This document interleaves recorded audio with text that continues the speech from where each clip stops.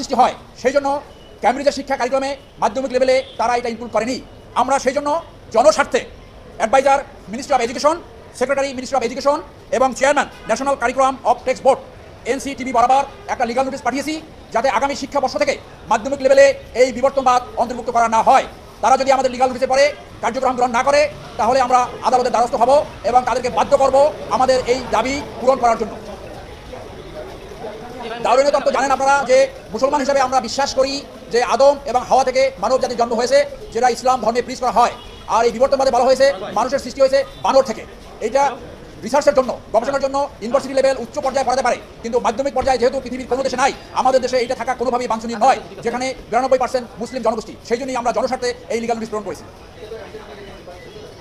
এটা কোনো রিপার্কেশন হওয়ার কোনো সম্ভাবনা নাই, এই কারণে কারণ ক্যামব্রিজের কারিকুলাম নাই, ও লেভেলের কারিকুলাম নাই, ইন্ডিয়া সহ অনেক দেশে এটা মাধ্যমিক লেভেলে নাই, উচ্চ পর্যায়ে লেভেল আছে। আমাদের এখানে দাবি হলো মাধ্যমিক পর্যায়ে এই পাঠ্যসূচি অন্তর্ভুক্ত হওয়া উচিত নয়।